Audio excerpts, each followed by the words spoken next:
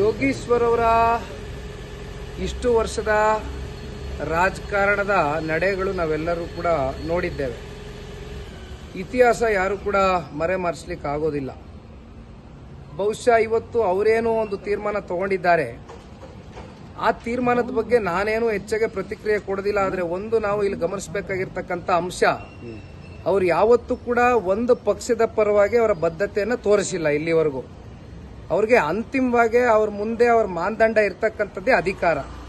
ಅವ್ರಿಗೆ ಅಧಿಕಾರ ಎಲ್ಲಿ ಸಿಗುತ್ತೋ, ಅಧಿಕಾರ ಎಲ್ಲಿದೆಯೋ, ಯಾವ ಸರ್ಕಾರಗಳು ರಾಜ್ಯದಲ್ಲಿ ಆಡಳಿತ ಮಾಡ್ತಾ ಇದೆಯೋ ಅಂತ ಕಡೆ ಪಾಪ ಅವರು ಹೋಗ್ತಕ್ಕಂಥದ್ದು. ಇತಿಹಾಸ ಅವ್ರು ತೆಗೆದು ನೋಡಿದ್ರೆ ರಾಜಕೀಯ ಇತಿಹಾಸ ನಿಮ್ಮೆಲ್ರಿಗೂ ಅರ್ಥ ಆಗುತ್ತೆ. ಹಾಗಾಗಿ ಇವತ್ತು ಅವ್ರೇನು ಪಾಪ ತೀರ್ಮಾನ ತಗೊಂಡಿದ್ದಾರೆ, ಇದು ನಮಗೇನು ಒಂದು ಅನಿರೀಕ್ಷಿತ ಬೆಳವಣಿಗೆ ಅಂತಕ್ಕಂಥದ್ದು ಅನ್ಸಲ್ಲ. ಅದಕ್ಕೆ ಕಾರಣ ಕಳೆದ 2 ದಿನಗಳಿಂದ ಏನು ಏಕಾಏಕಿ ತರಾತುರಿಯಲ್ಲಿ ಹೋಗಿ ವಿಧಾನ ಪರಿಷತ್ನ ಸದಸ್ಯತ್ವಕ್ಕೆ ರಾಜೀನಾಮೆಯನ್ನು ಕೊಟ್ಟರು. ಬಹುಶಃ ನೀವು ಇವೆಲ್ಲವನ್ನ ನೋಡಿದಾಗ ನಿಮಗೆ ಅರ್ಥ ಆಗುತ್ತೆ.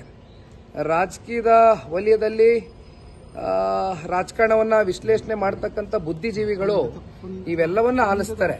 ಆದರೆ ಇವತ್ತು ರಾಜ್ಯದ ಜನತೆಗೆ, ತಾಲೂಕಿನ ಜನತೆಗೆ ಅವರ ನಿಜ ಬಣ್ಣ ಏನು ಅಂತಕ್ಕಂಥದ್ದು ಬಯಲಾಗಿದೆ.